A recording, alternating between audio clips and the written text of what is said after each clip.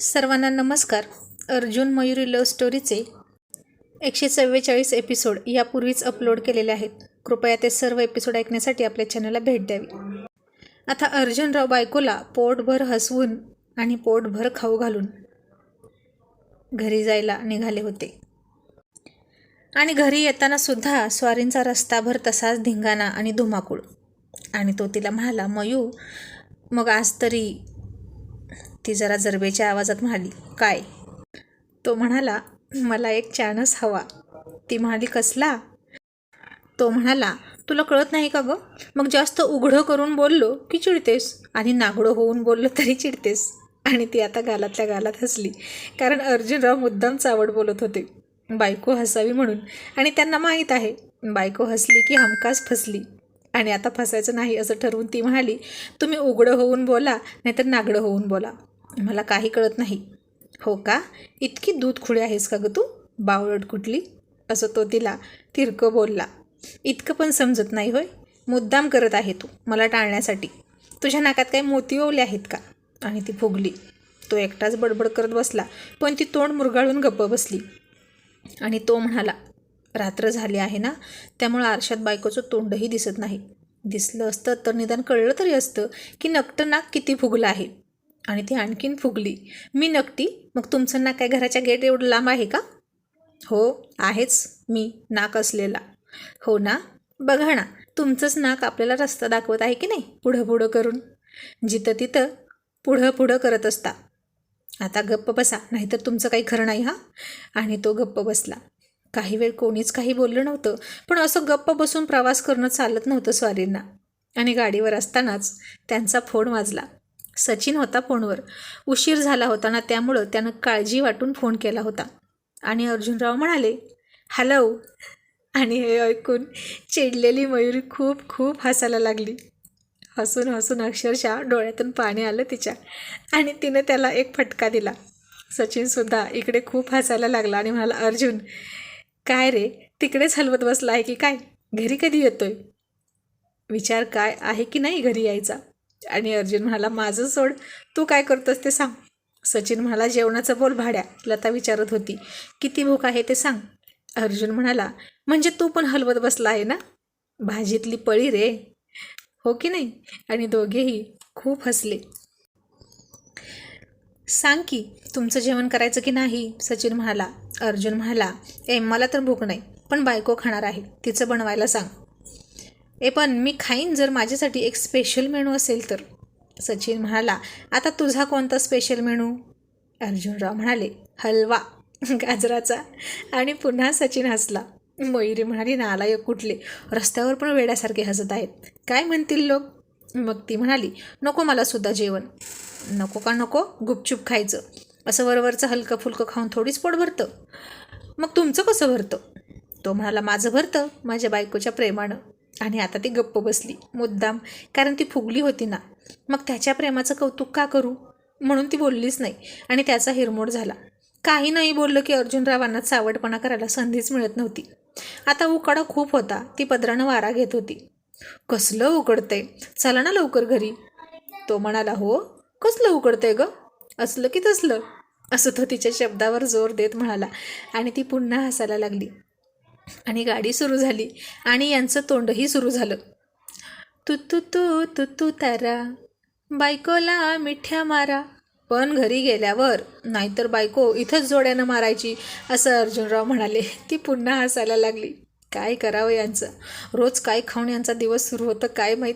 अर्जुनरावांकडे तर विनोदाला काहीच तोटा नव्हता, फक्त त्यांच्यासोबत हसण्याची तयारी ठेवायची. कन्फर्म गाल दुखणार हसून हसून. कुठून कुठून सुचतं असलं काय माहीत, कुणास ठाऊक. पण ही त्यांची ओरिजिनल विनोदी बुद्धी होती. विनोदवीर होते ते, हास्य सम्राट. मग घरी येताना ती म्हणाली, थोडी भाजी घेऊया का, ताजी मिळेल यावेळी, सकाळ सकाळी नाही मिळत ताजी. बरं चला, असं म्हणत दोघेही भाजी घ्यायला गेले. मग प्रत्येक ठिकाणी मयुरी विचारायची, किती रुपये किलो? आणि स्वारी विचारायची, काकडी कोवळी आहे ना, चवळी कोवळी आहे ना, भेंडी ती पण कोवळीच पाहिजे, निब्बर नको. बायको आणि भाज्या कशा कोवळ्या लुसलुशीत पाहिजेत. मग दोडका, मुळा, हिरवा वाटाणा मात्र तो चालतो निब्बर. ती म्हणाली, का हो असं का? मुळा पण कोवळा पाहिजे ना. आणि तिच्या कानाजवळ हळूच म्हणाले, ती कोवळी आणि तो कडक पाहिजे. तुला पण आवडतं ना कडक? अगं मुळा कडक असेल तरच गोड लागतो, नाहीतर मज्जा नाही येत. आणि तिनं त्याला हसून एक फटका दिला. किती तर चावटपणा. आणि भाजीवाली मावशी पण हसायला लागली. मग ती म्हणाली, अहो मेथी पण पाहिजे, पराठे बनवते उद्या छान.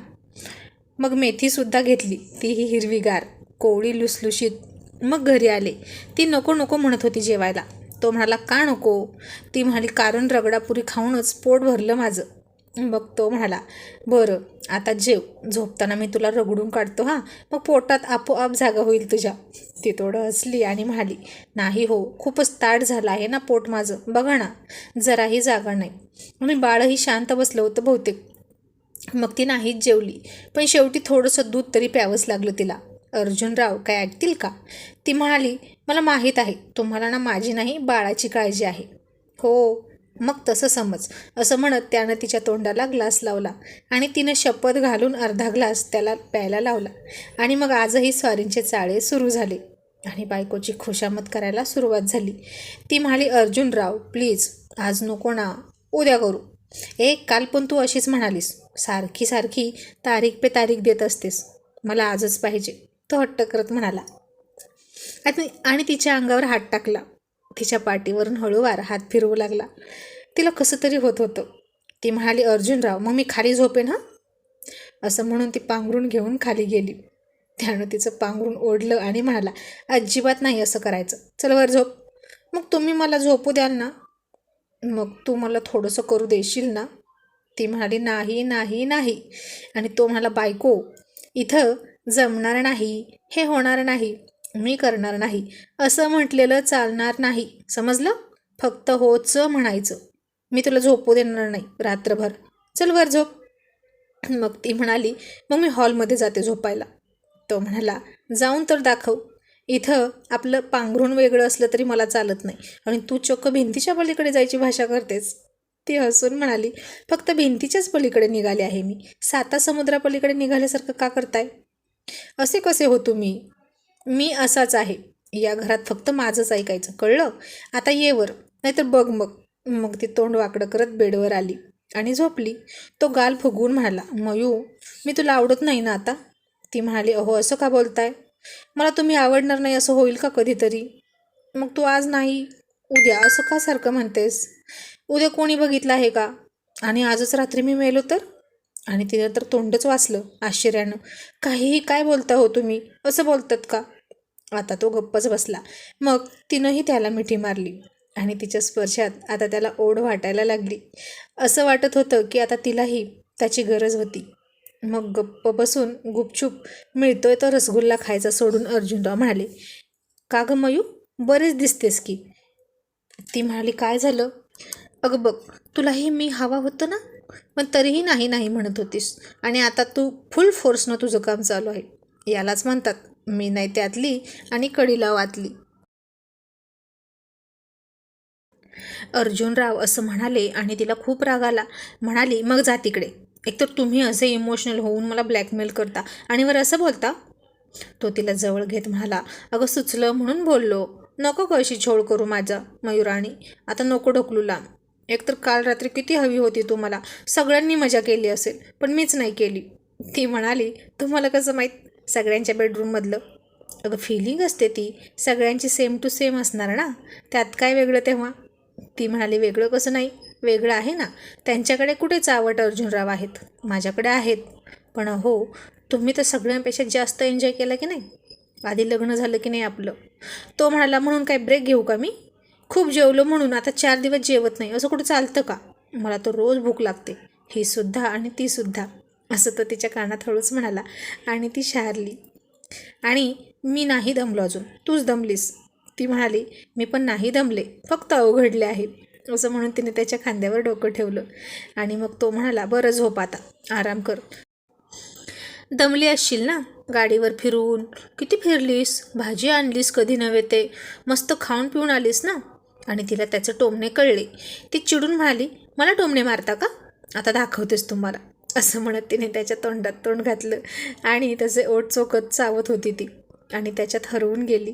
मग अर्जुनराव तर काय, अशी अंगावर आलेली बायको शिंगावर नाही घेतली तर ते अर्जुनराव कसले? तोही तिच्यात मिसळून गेला, विरघळून गेला आणि शेवटी त्याच्या मनासारखं झालं. आणि पुन्हा हसत म्हणाले, टोमणे एवढे का टोचतात बायकांना काय माहीत. विनंती करून न होणारी कामेसुद्धा टोमणे मारून होतात. असं म्हणून त्यानं लाईट बंद केली. कारण रसगुल्ला तर उजेडात खायला आवडतो ना स्वारींना. आणि ती तिचे कपडे नीट करत जरा हसली. तो म्हणाला, का आता काय आठवलं तुला? का सटवाई हसवते तुला? आणि ती परत त्याच्या या नरम विनोदावर हसली आणि म्हणाली, अहो लोक लाईट बंद करून एकरूप होतात आणि तुम्ही लाईट लावून सगळं करता आणि मग लाईट बंद करता म्हणून हसले. तुमचं ना अर्जुनराव सगळं जगाच्या वेगळंच असतं बघा. तो म्हणाला, हे बाकी खरं आहे. प्रत्येकाला वाटतं आपलंच जगाच्या वेगळं आहे. कारण जगाकडे काय आहे आणि कसं आहे, काळं की गोरं आहे ते बघायला कोण गेले. आणि जरी बघायला गेलो तर आपल्याला कशाला कोण दाखवतंय? सगळे झाकून ठेवतात आपलं आपल्याला फक्त आपलंच एकच माणूस दाखवतं. असं म्हणून तो एकटाच खूप खूप हसायला लागला. आणि तीसुद्धा हसली. म्हणाली, किती नालायक हो तुम्ही. आणि इतक्यात पाणी प्यायला उठलेला सचिन बेडरूमच्या बाहेर त्यांचं हसणं ऐकून म्हणाला, हा घोडा रात्रंदिवस खिंकळत असतो. हा साला कधी झोपणार काय माहीत. स्वतःही झोपत नाही आणि दुसऱ्यालाही झोपू देत नाही. रात्र पण पुरत नाही याला मस्ती करायला. आणि तो पाणी पिऊन गुपचूप त्याच्या बेडरूममध्ये गेला. मग अर्जुनराव म्हणाले, पण मयू आता तुला कसं माहीत गं त्यांच्या बेडरूममधलं? की इंटिमेट होता ना, लाईट घालवतात आणि ते रात्री कसं कसं करतात. तू काय सगळ्यांच्या बेडरूममध्ये डोकावून बघतेस का? आता त्यानं तिला शब्दात पकडलं होतं. आणि ती हसायला लागली आणि म्हणाली, मला नाही माहीत जा. मी कशाला कुणाच्या बेडरूममध्ये जाते डोकवायला. माझ्या बेडरूममध्येच कितीतरी प्रयोग होतात प्रणयाचे. त्यावरून आपलं वाटलं मला की सगळे असेच करत असतील. मग तो म्हणाला, तेच तर. अगं शेवटी हे प्रेम असतं आणि सगळ्यांचं सेम असतं. असं म्हणत त्यानं तिच्या पोटावर हात ठेवला आणि झोपला. मग सकाळी उठून त्यानं बेडरूममध्येच तिला रोजच्यासारखी मन भरून एक जादूची झप्पी दिली. तिनं मेथीचे पराठे बनवले आणि आज कपडे घालताना अर्जुनराव पॅन्ट उलटी सुलटी करत फार बारीक बघत बसले. ती म्हणाली, अहो चहा घ्या. काय बघता एवढं पॅन्टकडे? उलटी सुलटी करून रोजचीच आहे ती. आणि इतकं का संशयानं बघताय तिच्याकडे? तर अर्जुनराव म्हणाले, बघावं लागतं बाई. खरं तर बायको करताना सुद्धा तिला अशी उलटी सुलटी करून बघायची सोय पाहिजे होती.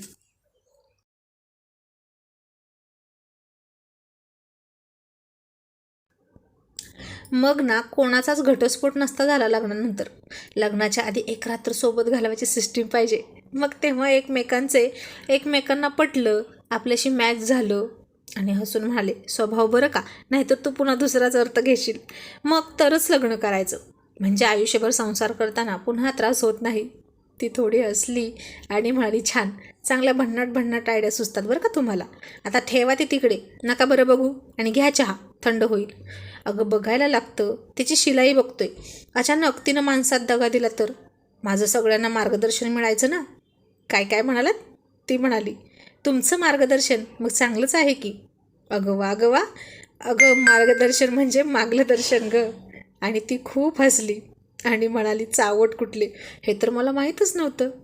मग सांग बरं, तुला आवडेल का अशी माझी फजिती झालेली चार चौघात? काय म्हणतील मला?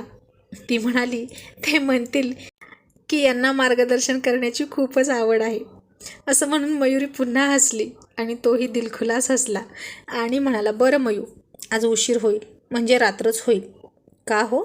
अगं मीटिंग आहे महत्त्वाची आणि जरा काम पण आहे जास्तीचं. व्याप वाढला आहे आता तुझ्या नवऱ्याचा. आणि तो माझा लकी शर्ट काढून दे ना जरा. बरं म्हणत तिनं त्याचा स्काय ब्ल्यू रंगाचा शर्ट काढून बेडवर ठेवला.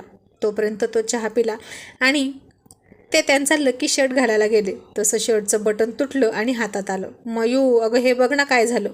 तो नाराज होत म्हणाला. ती म्हणाली, अरे देवा, अहो ते तुटायलाच आलं होतं. मला दिसलं होतं पण माझंच दुर्लक्ष झालं. सॉरी हां. तो म्हणाला, आज बहुतेक मला अर्जुन स्टाईलने न जाता PK स्टाईलने फॅक्टरीत जावं लागणार. मयू, मला तर खूपच लाज वाटते आत्ताच. ती मोठ्यानं हसली आणि म्हणाली, तुम्ही तर मुलखाचे निर्लज्ज. आणि म्हणे लाज वाटते. अगो निर्लज्ज असलो तरी लाज वाटते मला. And for kind your information, मी काय उठसूट सगळ्यांसमोर निर्लज्जपणा करत नाही, कळलं? ती म्हणाली, कळलं. आता या इकडे, देते तुमचा लकी शर्टचं बटन लावून. शर्ट काढा. तो म्हणाला, मयू ये ना जवळ तूच आणि इथंच लाव बटन. अगं किती रोमॅन्टिक वाटतं ते, कशाला चान्स वाया घालवायचा. ती म्हणाली, नको, तुम्हीच आवडपणा करत बसणार पुन्हा. अगं नाही करणार, पण चुकून जर झाला तर तेवढं समजून घेत जाणार. मग ती त्याचं बटन लावण्यासाठी त्याच्याजवळ गेली, पण कमरेपासून खाली तिनं अंतर ठेवलं आणि उभा राहिली. त्यानं तिच्या कमरेत हात घातला आणि तशीच पुढे ओढून घेतलं आणि दोघांचा एकमेकांना टच झाला आणि मयुरीचे गाल लाल व्हायला सुरुवात झाली. लाजाळूचं झाड लाजायला लागलं आणि अर्जुनरावांनी हळूच तिच्या चेहऱ्यावर फुंकर घातली आणि कितीही नाही म्हणाले तरी अर्जुनरावांचा चावटपणा सुरू झाला.